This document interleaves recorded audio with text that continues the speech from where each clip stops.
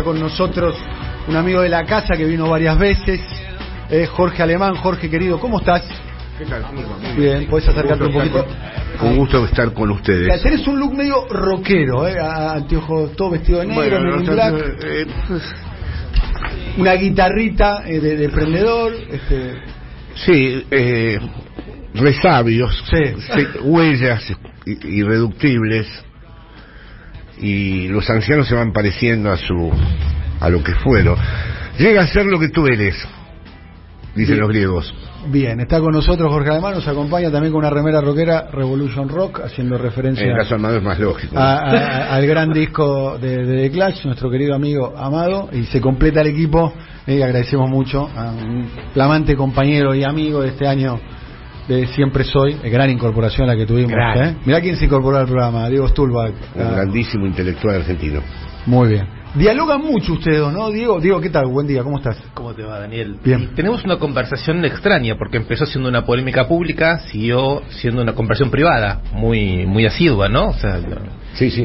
Nos leemos, nos comentamos, y ahora volvimos a conversar en público a partir de una reseña al libro último que hizo. Y la polémica Jorge. pública fue porque vos escribiste algo crítico sobre él, y a partir de ahí, porque los dos intervienen mucho en Facebook, ¿no? En las redes. Estábamos destinados, a mí me atraen mucho además este tipo de polémicas como las que se puede tener con Diego, que es un hombre del saber. Entonces, él es de orientación deleuziana, Spinoza Deleuze, y yo soy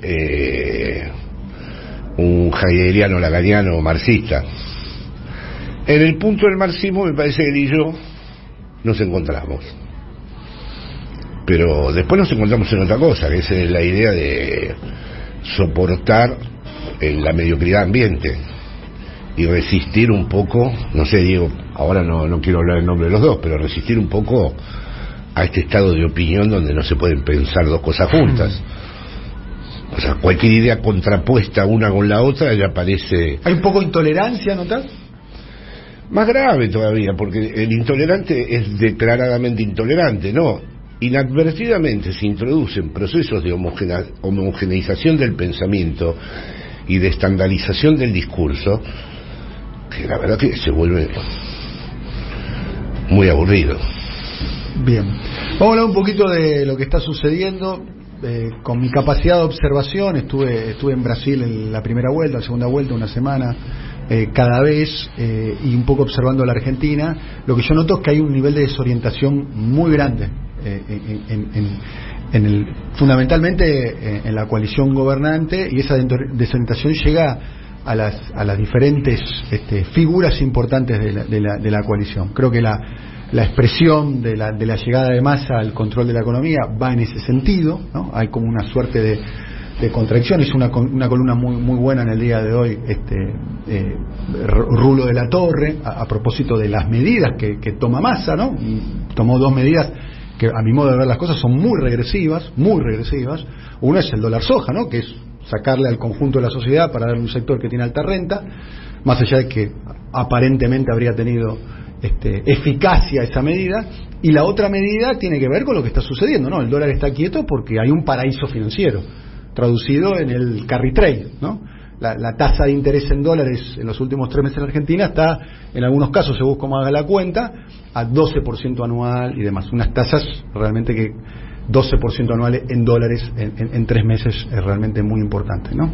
Bueno, ¿cómo están observando ustedes estas tensiones a cielo abierto que se dan?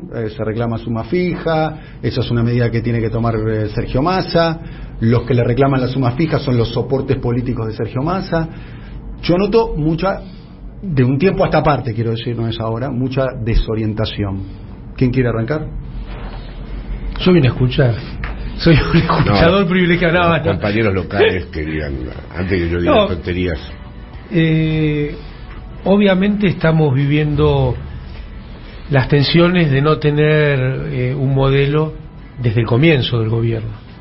Y hemos llegado a una situación donde el gobierno se puso en un estado de la posibilidad de un golpe de Estado que hubo los días anteriores, previos a la asunción de Massa.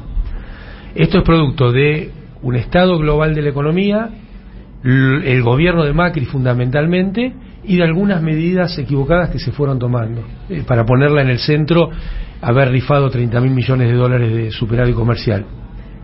Ahora,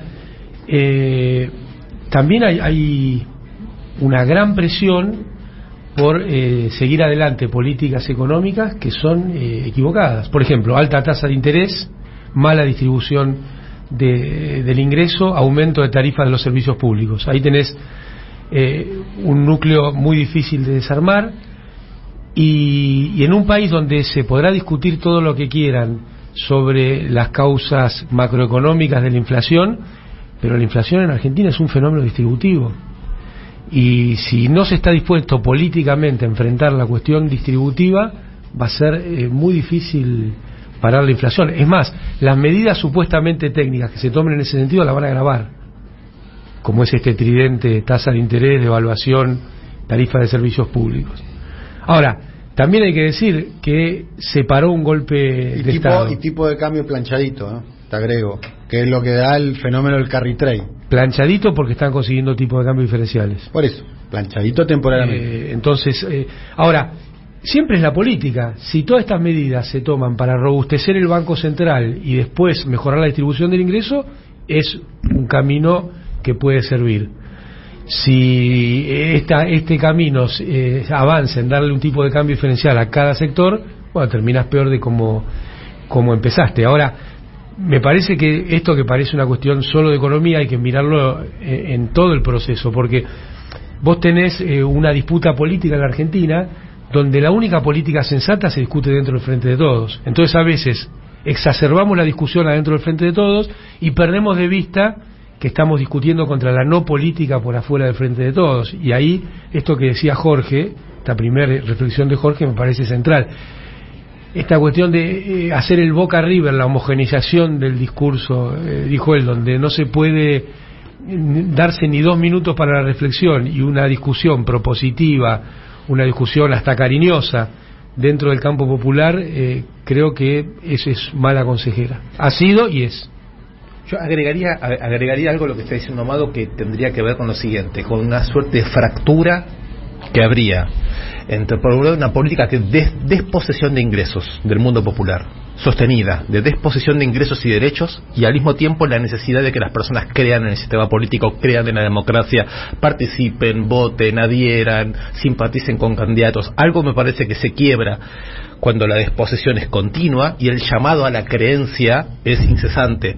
Ese quiebre me parece muy impactante. En la entrevista a Daniel que le hicieron con la revista Crisis a Dirceu, José Dirceu, él da a entender, una cosa es lo que podemos hacer ahora, que es ganar elecciones, salvar la democracia, y otra cosa es, dadas las adversidades políticas del momento, poder producir reformas. Ahora, ese quiebre entre democracia y reforma, entre situación de disposición económica y llamado a creer, llamado a participar, me parece que está en el centro de un problema que no sé cómo la política podría resolverla solo mirándose hacia adentro. Hay una cuestión ahí que vos lo marcás siempre, Diego, es que del año 2013 que el kirchnerismo no tiene una medida profunda. Yo creo que la última fue la recuperación de la empresa YPF, ¿no? Sí, Después, que es una recuperación a medias, porque ahí los precios de YPF siguen siendo precios de mercado. Ahí hay un debate interno entre nacionalización y estatización. Si vos tenés una empresa con capital nacional, pero que funciona en criterios de mercado, es casi lo mismo que funcione solamente en términos privados. Y el caso más grave son los bancos. El Banco Nación es más banco que nación, el Banco Provincia es más banco que provincia, porque funciona en una lógica de mercado. Entonces, ¿cómo puede ser que los bancos públicos tengan ganancias extraordinarias en momentos de recesión o de la pandemia? Ahí tenemos un problema, un conflicto de organización social. Jorge, ¿cómo estás viendo? Siempre fuiste como indicado o identificado como alguien, bueno, te gustaba, que estaba muy cerca de Cristina, especialmente durante los años de macrismo, ¿no? Cristina replicaba públicamente algunos conceptos que vos hacías en privado y también en público. ¿Cómo observás la experiencia del Frente de Todos? la veo como una experiencia muy similar a otras. Se podrían establecer, por supuesto, diferencias, pero lo cierto es que desde que el paradigma de la revolución, me parece que no han sido todavía estimadas las consecuencias de haber retirado de la escena el problema de la revolución, donde se discutía transformar las relaciones sociales de producción, no la tasa de beneficio. Desde el momento en que se discuten las tasas de beneficio, hay una impotencia de todos los proyectos de izquierda, y más en el interior de las democracias, porque las democracias están intervenidas. Así que viven todos dentro de un impasse, más marcado, pero no conozco ninguno que verdaderamente se aventure en transformaciones estructurales que no sean desmontables de manera inmediata, que dejen una impronta. Suponte, el peronismo, lo decía ayer, hasta un trotskista tiene que admitir que en aquellos años, más allá de la caracterización que haga, hubo estructuralmente algo que dejó un antes y después. Después no hubo. Es decir, el kirchnerismo fue una cosa gloriosa en el sentido de perteneció a ese periodo histórico. Yo me siento orgulloso de haber sido funcionario, pero no hubo una huella estructural que uno dijera, bueno, sí, esto es irreversible. No hubo nada irreversible. Se desmontó con muchísima facilidad todo. A ver, la política de derechos humanos, la estatización, y lo señalo aquí, de los fondos jubilatorios, la recuperación parcial, como bien marcado, de YPF, creo que hubo medidas importantes. Importantísimas. Pero me acuerdo cuando Chávez, una vez en Madrid, en una reunión, dijo, ¿cuándo se vuelve esto indevolvible? Claro. ¿No? O sea, se preguntaba por el punto de no retorno. Eso... Y está bien que no haya punto de no retorno, porque por otro lado los procesos revolucionarios terminaban en una lógica de burocracia y terror. O sea que hay como una especie de impasse histórico que va a haber que vivir y atravesar. Es decir, los procesos revolucionarios terminaban en las purgas. Y la otra posibilidad que se abrió, les guste o no a las compañeras y compañeros que le tengan alergia a esa palabra, fue la posibilidad de la socialdemocracia. Versión popular en América Latina, versión más ilustrada, entre comillas, en Europa, y nada más. Y ahora, olvídate la socialdemocracia. Me causa un poco de gracia cuando me dicen, tiene una mirada social. Yo digo, ¿cuál es la socialdemocracia de Europa? ¿En qué país piensan? Lo que sí hay es el manicomio que avanza. ¿Qué es Italia ahora? Una obra de teatro del grotesco. Un cocoliche, como se decía antes, o Inglaterra misma. O sea, hay una especie de efecto de desautorización de toda la vida política mundial, muy llamativa y muy peligrosa por todo lo que por dentro se va cocinando. Porque además no es verdad que hay una relación directa entre las debilidades de los gobiernos progresistas y el ascenso de la ultraderecha. Es una tesis que rebato en todos lados. No digo que no tengan ningún tipo de vinculación esas dos cosas, ¿eh? Se dio en muchos casos, ¿no? ¿En dónde? En Brasil. La derrota del PT permitió el ascenso de Bolsonaro. No, y ahora, por ejemplo, la izquierda española hizo muy bien las cosas y va a ganar la derecha. Va a ganar la derecha porque el fenómeno que está llevando a una escena de despolitización, a una escena en donde los procesos de subjetivación ya no pueden leer ninguna herencia simbólica, no pueden reconocerse ningún mandato político, que comenzaron además en el fútbol, porque hay muchos huevos, el otro día decía, hay muchos huevos de la serpiente, pero yo, que soy seguidor del fútbol, cuando empecé a ver los grupos ultras en las canchas, que ahora están todos afiliados, ahí vi como empezaba a ver un fenómeno en donde la representación política ya no decía nada, donde al tipo no le interesaba más ni las leyes laborales, ni los derechos civiles, ni nada de lo que nosotros proponemos. Y no creo que esto tenga una lectura tan sencilla de establecer una correlación entre los errores y la ultraderecha. No lo veo así. Bueno, la ultraderecha en la Argentina surge bajo el gobierno de Alberto Fernández, con la frustración que generó el gobierno de Alberto Fernández. Hasta ese momento la Argentina estaba casi, había un cordón sanitario alrededor de la ultraderecha. Milei era un personaje... Milei no es la ultraderecha aquí es un dispositivo generado desde Macri. Bueno, el jefe de todo puede ser Macri, claramente. No, es que tampoco es el jefe, es una agenda en donde evidentemente Macri tiene un lugar preponderante. ¿Qué fue el macrismo?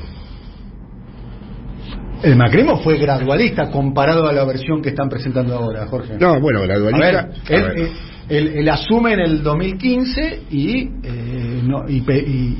Aerolínea no la toca. Y hoy está diciendo Aerolínea la tengo que vender. O el sistema jubilatorio. O el sistema jubilatorio. Sí, pero estuvo diciendo desde el principio. Porque entre otras cosas, el 2015, como bien dijo Cristina, le dejó un país complicado a los dirigentes. Y porque al principio tuvo que mentir para ganar. Bueno, pero se veía. Pero ahora tiene que decir la verdad para ganar. Sí, no, pero que empezó a decir la verdad cuando ya estaba en el gobierno. Y la relación que mantuvo con el espionaje y la relación que mantuvo con todos los dispositivos de militancia social que había en este país. Ahí comenzó la tarea. Lo que pasa es que fue un error en Argentina no haber caracterizado como ultraderecha eso. Totalmente.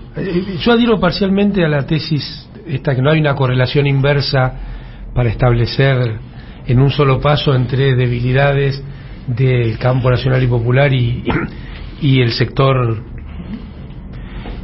de la dictadura del capital, para poner un nombre. Y al mismo tiempo creo que todos los intentos del sector nacional y popular por resultar amable o amigable a una invención sociológica que es el tercer tercio, o ese que no está politizado, van en demérito y en desmedro de la propia posibilidad de acumular poder político.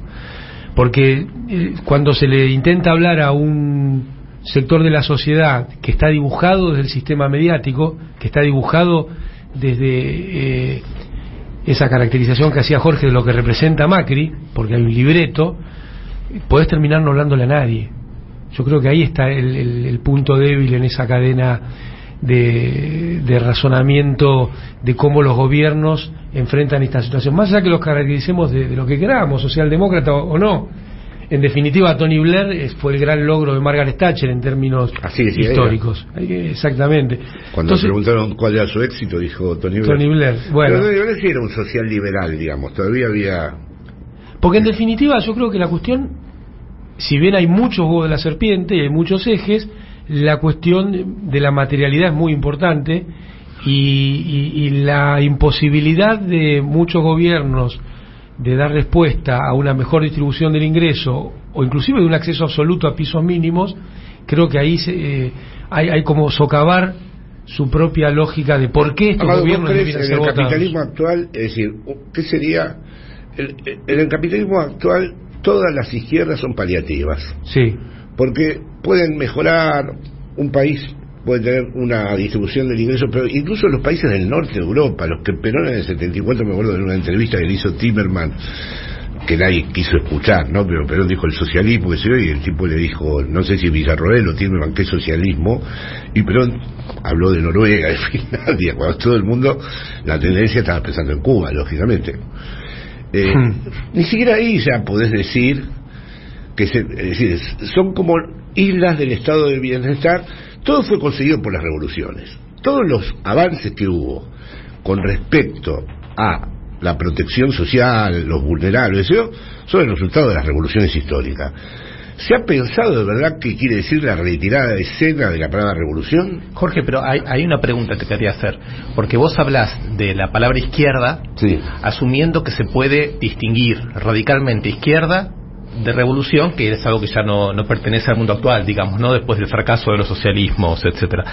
Y de ahí deducís algo que yo no estoy de acuerdo en que sea para discutir un poco ahora, pero en realidad no estoy de acuerdo, y es que no habría ninguna relación habría una relación, pero no directa, entre subjetivación de la derecha, acumulación de capital, fuerza de la ultraderecha y lo que llamamos acá errores de los gobiernos progresistas. Pero quizás no se trata del problema de los errores de los gobiernos progresistas, sino de algo más estructural, de que estos gobiernos progresistas corren siempre el riesgo de situarse como variante débil del neoliberalismo y operar con variables neoliberales, con lo cual pienso yo. En esto último estoy totalmente de acuerdo con vos. No, de acuerdo, está bien. Yo también. Creo que ahí está el punto. Estamos de acuerdo, pero creo que la pregunta que se nos arma es esto.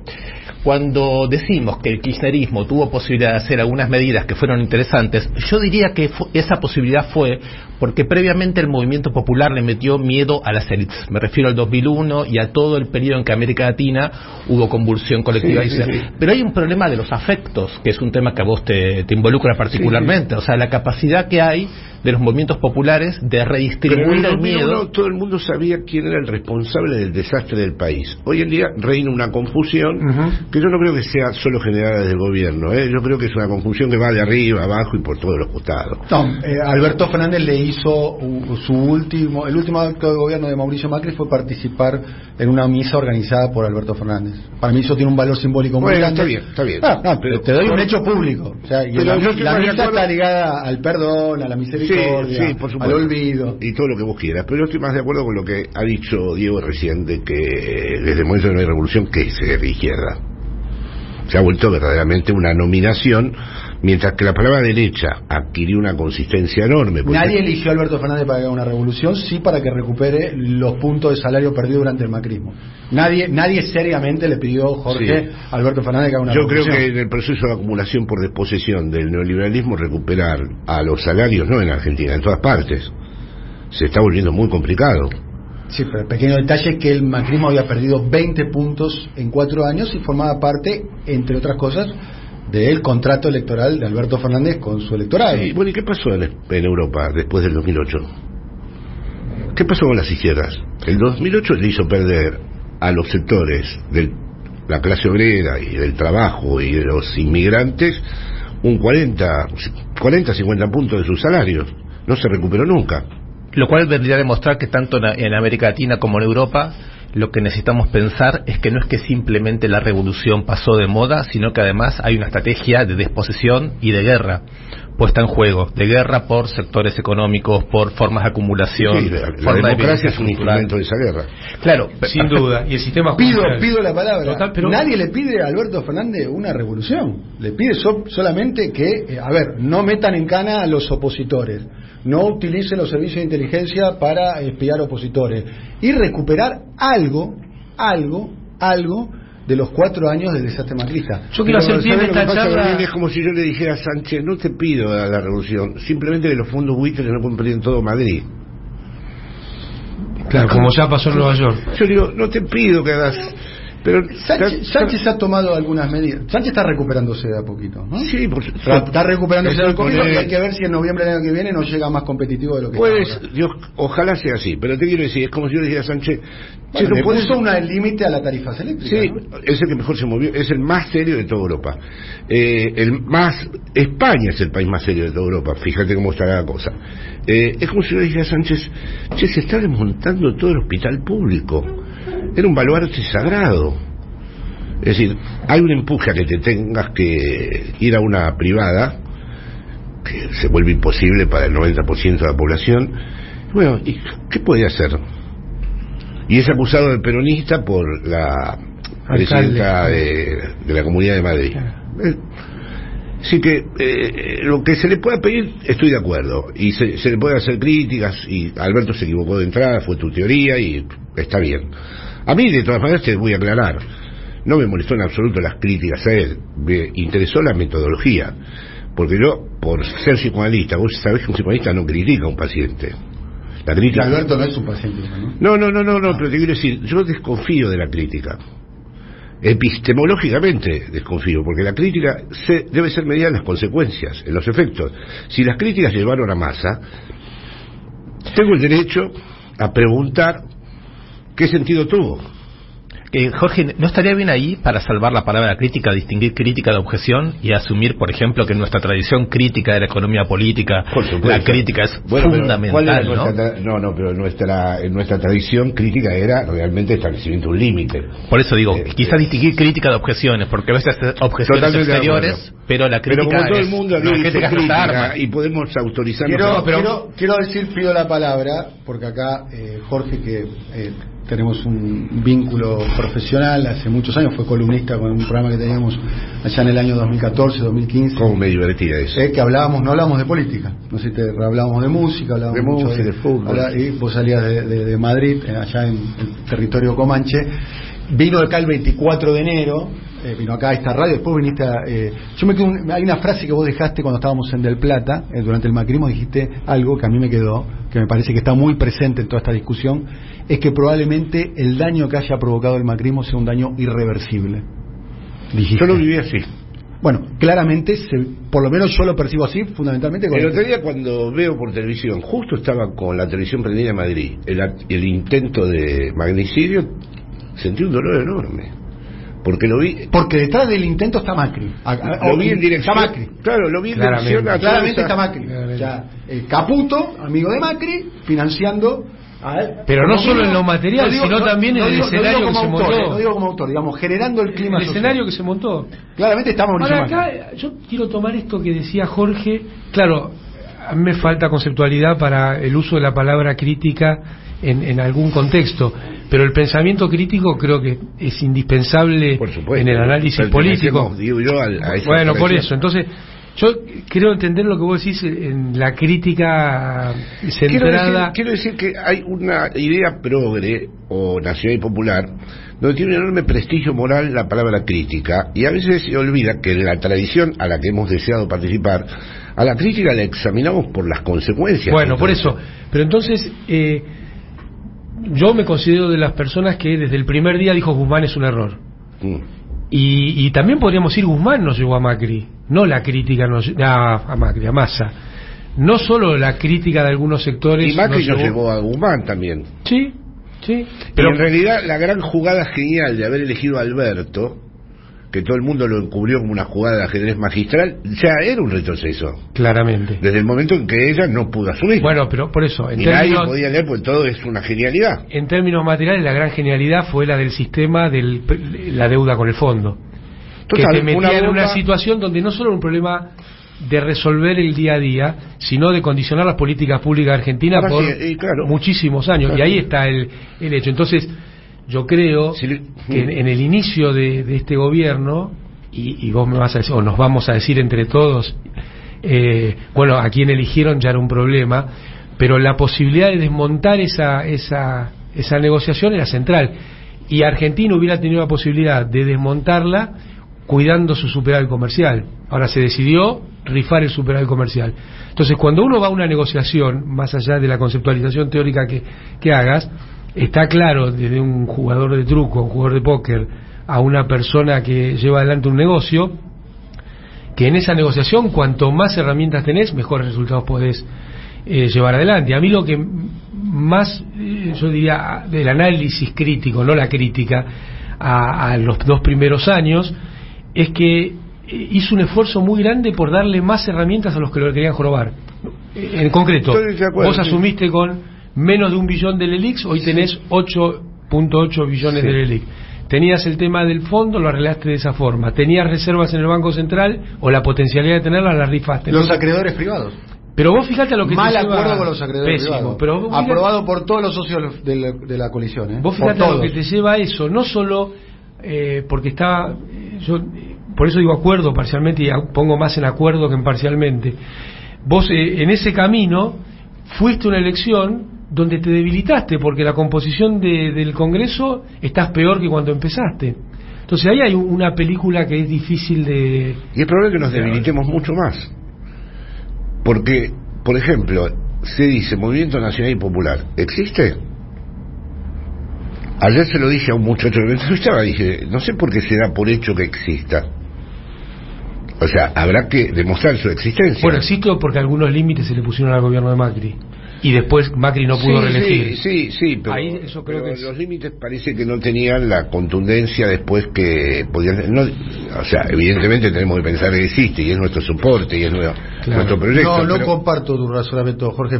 Fue la noche de las PASO, yo recuerdo lo que pasó ese día. Yo estaba en C, en el centro de campaña, y estaban sorprendidos hasta los propios. Por 15 puntos, la sociedad dio un mensaje taxativo la noche de las PASO del año 19, en agosto, diciendo sáquenme de encima a Macri en cuanto puedan. Daniel, Fue 15 puntos, 15 puntos. Y la actitud de Alberto fue ponerle un respirador a Macri, salir el martes, ceder ante el actor. Esos 15 puntos que sorprendieron a los que estaban a siendo todos, beneficiados, a todo el sistema. ¿Cómo se explican?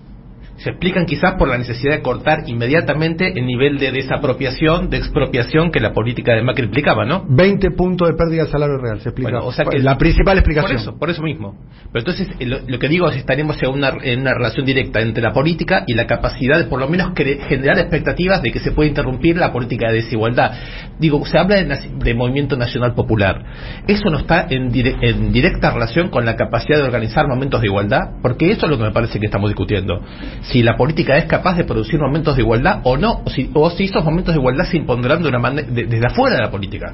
Ahí vino la otra cosa que decía Jorge, la desaparición de la conceptualidad de la revolución. Y creo que eso es jorobado para la igualdad, para la democracia. Sí, pero incluso en relación a lo que dice Tonietti, los 15 puntos a favor de Alberto, para mí no testimonian de manera definitiva el estado del movimiento nacional y popular, Da un mensaje, como dijiste muy bien vos, de la sociedad, que dijo, bueno, basta de esto. Pero un mensaje que estaba por encima de las expectativas de todos los actores políticos en ese momento. Sí. La sociedad se manifestó y sorprendió, porque sí, todo el mundo decía, no, 2-3 puntitos, paridad, en la elección el macrismo la da vuelta, y el mensaje, para mí es un punto central el día de las PASO, porque para mí es el día donde Alberto Fernández empieza a perder el poder acumulado, poder que le devino del movimiento nacional pero popular. eso es por la conceptualización de la falta de una idea, no lo sabemos revolución, alternativa al menos. Y ahí hay una dialéctica. Una palabra muy grande, revolución. Ahí hay una dialéctica entre. no, se acabó por ahora. Por eso. Bueno, tratemos. Nadie está pidiendo una revolución, ¿no? Estamos pidiendo, a ver. ¿Por qué no? Ir al supermercado y más o menos que los precios estén la semana que viene. Pero por ese camino vas a reforzar esta situación irreversible. La palabra entusiasmo es tributaria de la palabra revolución. Claro. Si no está más la revolución, va a haber que. Sí, Diego puede hablar de esto. De pensar cuáles son las vías del entusiasmo. No, a mí lo que me parece es que la palabra revolución, puesta en relación con proyectos futuros, ideales de sociedad perfecta, ya no podemos ir por ese lado. Pero sí podemos ir por el lado de conectar con la desesperación popular. Y me parece que hoy es solo la derecha la que conecta, solo que de una manera manipuladora con la desesperación del mundo popular. A mí lo que me parece es que la revolución fue el dispositivo moderno, también burgués, no solo proletario, digamos, de crear igualdades. Sin revolución se crean desigualdades. Y me parece a mí que la posibilidad de recrear algo de esa capacidad de crear igualdades tiene que conectar con la desesperación popular. Y en la medida en que ser progresista es decir que no hay desesperación popular, sino que la única amenaza es la venida de la derecha, esa desconexión se paga carísimo, porque el entusiasmo de dónde podría venir, que es el no frente de la de Lula, desesperación. que es Lula con Alkin. Pero ahí necesitamos hagamos un frente con los bancos, con los socialdemócratas, bueno, eso termina, con los liberales, es muy fácil que termine mal. Tenemos el fascismo enfrente. Eso es Lula. Muy fácil que no pueda dar respuesta, porque la pregunta es por qué no nos atrevemos a plantear en términos revolucionarios algo, por ejemplo, servicios públicos. ¿Por qué tenemos que aceptar que los precios de los servicios públicos tienen que tener algo que ver con cómo se forman los precios de una manzana o de un bien privado? Le dio de a Manzano. Justamente. Hay un término ahí que de Gramsci muy importante, es el de revolución pasiva. La ultraderecha es la revolución pasiva. Es decir, cuando Gramsci de golpe alumbra esa idea de que puede haber una revolución exactamente con todos los valores invertidos, la ultraderecha encaja perfecto con ese concepto de revolución pasiva, y lo está haciendo porque evidentemente el punto de partida de la ultraderecha es disruptivo con todas las tradiciones políticas, incluso con las del fascismo y el nacionalsocialismo, es decir, es otra cosa. Es muy audaz. De hecho, vos fíjate, yo estuve en Brasil siguiendo el proceso, ¿no? Lula se corrió al centro, casi ya no tiene espacio más de centro, ¿no? Casi no tiene espacio más de centro, Luliña, paz y amor más que nunca, y Bolsonaro radicalizado hasta el último día, y perdió por 2 millones de votos. Fíjate, el candidato a vice de Lula, Alkin, corrido al centro, y el candidato de Bolsonaro, un general 4 estrellas que estuvo en actividad hasta hace muy poco tiempo, el general Braga Neto. Y la pregunta que les traerá a usted, ¿no le falta un poco al movimiento nacional y popular, a la izquierda, pongan el nombre que ustedes quieran, un poco de audacia, un poco de sacar un defensor y poner un delantero, poner 2 volantes creativos, futbolísticamente hablando. Sí, quizás nos falta un poco más de gana de ganar, técnico, ¿no? Porque el problema es que, insisto con esto que me parece muy fuerte y que hay que pensarlo a fondo, la ultraderecha le está robando a la izquierda su lenguaje, su actitud, secuestra su historicidad, la transmuta. La palabra revolución. La palabra revolución. Incluso algunas políticas públicas. Incluso políticas públicas, y me parece a mí que nosotros estamos discutiendo una serie de reformas de tipo técnicas de ensamblaje institucionales, cuando en realidad, insisto con esto, si no se conecta con la desesperación popular, no hay de dónde extraer fuerzas y entusiasmos, simplemente no hay. Está bien lo de Diego de la desesperación popular, pero mira, y creo que él sabe de qué estamos hablando en este punto. Hay un momento en El Príncipe donde Maquiavelo dice cómo se genera una situación política cuando no están las condiciones dadas para esa situación política. Y lamentablemente en la encrucijada que estamos nosotros me parece algo muy referido a esto. Hay que descubrir el vacío a partir del cual uno pueda volver a reinventar esas condiciones. Las condiciones no están. Por eso esa pregunta, que para mí es clave en El Príncipe, de cómo generar una situación política cuando no están las condiciones para la misma, parece mentira que la haya escrito en ese siglo. Es esto que hablamos todo el tiempo, es esto. Es decir, bueno, a ver, ¿cómo generaríamos el entusiasmo? ¿Cómo generaríamos el movimiento nacional y popular en su operatividad y en su imaginación política? Bueno, no le pedimos la revolución socialista, pero sí le pedimos que no se someta más. Le podemos pedir una cierta autonomía. Hay un ejemplo contemporáneo. Néstor Kirchner con 22% de los votos, en un momento de una enorme inestabilidad política, pero con serios problemas de gobernabilidad. A mí me contaban los ministros que bajaban del ascensor después de la tarde-noche, después de trabajar, y no sabían si al otro día podían volver, porque el gobierno estaba a tiro de la inestabilidad política. ¿Y en 2008? Sí, otra vez lo mismo. 2008 en la 125. Claro. Sí, pero yo creo que estamos todos viviendo... Hoy no hay un problema de gobernabilidad. No, ahora estamos todos viviendo en un momento mucho peor. Nosotros, ahí convergió la grandeza que hubo de los sectores populares en el 2001, los movimientos de derechos humanos y la emergencia de Néstor. Nosotros estamos viendo, cualquier analista de la situación actual, serio, sabe que estamos viviendo en un tiempo histórico donde no sabemos si no estamos en el final. A mí me da igual que me digan que soy desalentador y pesimista. Un poco apocalíptico. Un poco apocalíptico. No, pero es que escucha, un tipo que es optimista y que quiere tener todo a favor no es optimista. El verdadero optimista es cuando, sintiendo que tiene todo en contra, sigue apostando. Pero a mí no me pueden correr, ya me lo dijeron en varios lugares acá. Che, ¿qué desalentar? No, a ver, estamos... ¿Qué te dijeron?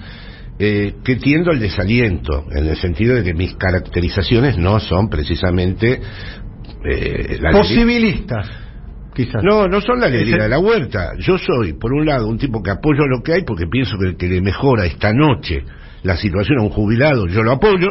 Es decir, a mí tampoco me interesan estos tipos que conozco en España muy bien.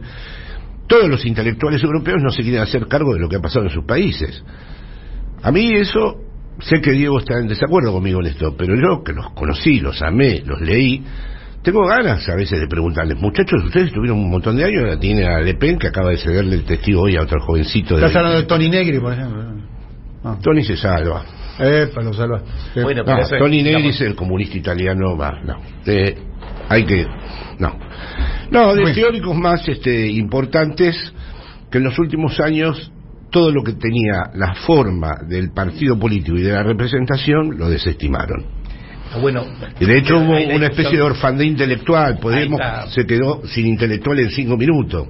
Está claro, Jorge, que hay un problema muy serio cuando los que defienden o promueven un diagnóstico teórico radical no encuentran la forma de poner eso en práctica en sus propios países. Pero digamos que esto es así desde el propio Marx, ¿no? ¿Cuáles fueron los triunfos políticos de Marx? ¿Cuál fue su compromiso con el reformismo de su época? Ninguno. Festejó la Comuna de París, que duró 3 meses y fue un fracaso. O sea que me parece que habría que distinguir. No se le puede pedir al que está pensando cómo encontrar una forma política diferente a la que se organiza en el capitalismo, que sea un buen mediador en el capitalismo. Me parece que no tiene mucho sentido plantear. Tienes razón, pero yo no veo un inconveniente en ser muy riguroso en cuanto a pensar la estructura del capital actual y apoyar a Belenchon, por ejemplo, que es un hombre sensato en medio del horror que hay el fascismo ultra neoliberal por todas partes. Es un tipo que todavía trata de pensar a Latinoamérica, a los sectores populares.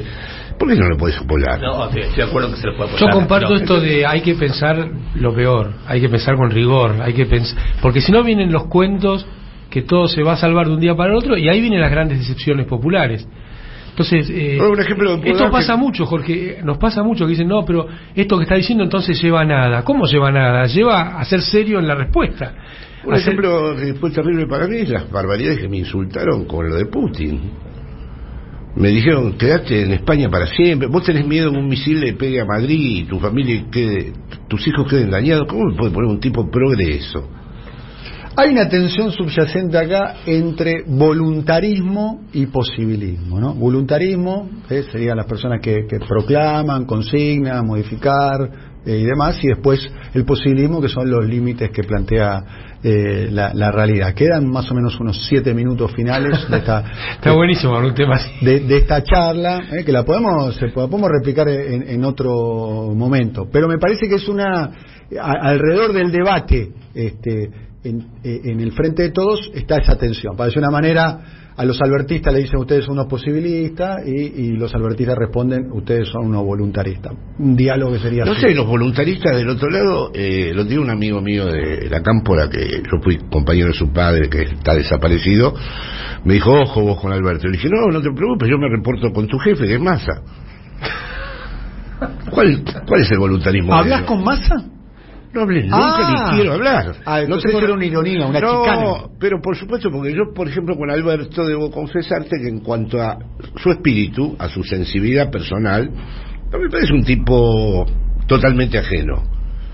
Puedo hablar de lo que significó para él el hijo que está en esta secuencia tan interesante que experimenta. Me interesan mucho las cosas que es el hijo. Me gustan algunas de Te las... estás refiriendo a Estanislao, porque tiene 2 hijos. Estanislao, sí, okay. sí. Me gustan sus adhesiones musicales. Bueno, y después, en fin, después hay muchos límites que nos en ese separan. aspecto es un personaje interesante. Me separan muchas cosas. Ahora, directamente al otro, lo considero como en el mundo... ¿A qué otro? El nuevo, el gran descubrimiento del ministro de Economía del Movimiento Nacional y Popular. Es una ironía, el tono es irónico. No, casi que no. Es una ironía. O sea que entonces la palabra voluntarismo hubiera sido decir, vamos por un ministro nuestro. Y ahí sí hubiéramos dicho, sí, no, el posibilismo, porque a ver, eso de las correlaciones de fuerza, el drama de las correlaciones de fuerza no es que no existan o existan, sino que no hay una regla que establezca cuándo vale la pena considerarlas y cuándo no. Claro. No hay una meta-regla. Entonces, cuando fue la contraofensiva en Madrid, fue un delirio con respecto a las correlaciones de fuerza. O sea que lo que es verdad, trágicamente, es que vos no disponés nunca de un funcionamiento que te permita decir, ahora sí hay que considerar las correlaciones. No, hay momentos que es una cobardía considerar las correlaciones de fuerza. Y hay otros momentos donde es una locura estar escudándote en la es un arte en momentos irrepetibles. Exactamente, es singular. Habiendo votado el 19 al Frente de Todos, no considero que el Frente de Todos sea el horizonte conceptual, categorial o afectivo, digamos, desde el cual plantear las cosas, porque ese Frente de Todos siempre tiene la posibilidad de abrirse sobre el mundo de las izquierdas y las resistencias populares, o tiene la posibilidad de cerrarse frente a ellas y, digamos así, hacer eje en masa, ¿no? Entonces uno no tendría por qué, por haberlo apoyado en una coyuntura, tomarlo como restricción al interior de la cual pensar. Pero, digamos, cuando se dice voluntarismo, o se dice realismo, o se dice relación de fuerzas, a mí lo que me parece que el principal problema que tenemos es aceptar la realidad tal y cual el neoliberalismo nos la está planteando con su restringido marco de posibilidades. Digamos, si ese es el punto de partida, a mí lo que me parece que lo que nos vamos a encontrar es con neoliberalismo de izquierda y de derecha. Claro. Entonces, la posibilidad... Eso es lo que está sucediendo. Categoría el neoliberalismo de progresista. Neoliberalismo de inclusión. Claro. Que es Macri, vamos a dar un ejemplo, Macri duplicando los planes sociales, sí, o Alberto duplicando los planes sociales de Macri. Estaría a ver cómo eso se convierte en inclusión, pero a mí me parece que para sortear este debate, que me parece que hizo bastante mal, porque se arman como bandos, y eso no es constructivo. Yo creo que el debate este se sortea reconceptualizando la palabra pragmatismo, que se ha puesto tan de moda en la política. Porque, claro, la palabra pragmatismo se ha convertido en sinónimo de políticas neoliberales. Entonces mi pregunta es si no fue pragmática la pelea con los sectores exportadores del campo en el 2008, sino fue pragmático recuperar el sistema jubilatorio. Y si resignificamos la palabra pragmatismo... Una pragmática no neoliberal. Exactamente, una pragmática como aprovechamiento de las condiciones del momento. Me parece que ahí hay un eje para trabajar intelectualmente que puede ser útil al campo nacional. Para ir cerrando, tienen 1 minuto cada uno de los participantes. Dijo Amado ahora sobre la palabra pragmatismo, totalmente. Yo, si es un neoliberalismo inclusivo versus un neoliberalismo neofascista, voy a apoyar, porque yo ya hace rato aclaré que apoyo cosas sin identificarme con ellas, a ese segundo, o sea, voy a apoyar esto de sea el frente de todo, el kirchnerismo y eso, porque hay una serie de experiencias que no están directamente ligadas al frente de todos, pero tienen el techo, la condición de posibilidad en ese frente. Experiencias de base, experiencias territoriales, militancias, que creo que con el macrismo no van a continuar. Si gana el macrismo puede haber serios problemas de que algunas de las prácticas que más valoro yo en este país se interrumpan. Así que en este segundo aspecto sí apoyaré. Sería una tragedia que gane el macrismo. El detalle que yo quiero poner acá arriba de la mesa para desarrollar es que al macrismo ya le ganamos. Ya convocamos a la sociedad a ponerle un límite al macrismo, fue en el 2019. Un límite frágil fue, ¿no? Bueno, habrá que ver por qué fue frágil, Jorge. Sí, por culpa de Alberto. Porque la sociedad... No, para empezar por las condiciones que dejó Macri. Bueno, o sea... Ahí está. Alberto ganó por 15 puntos y fue frágil.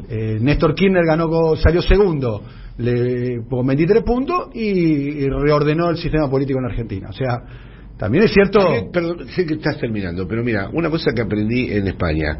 Sánchez tuvo una gran habilidad. Se sacó a todos los históricos de encima. Sí. Y la gran clave del Partido Socialista.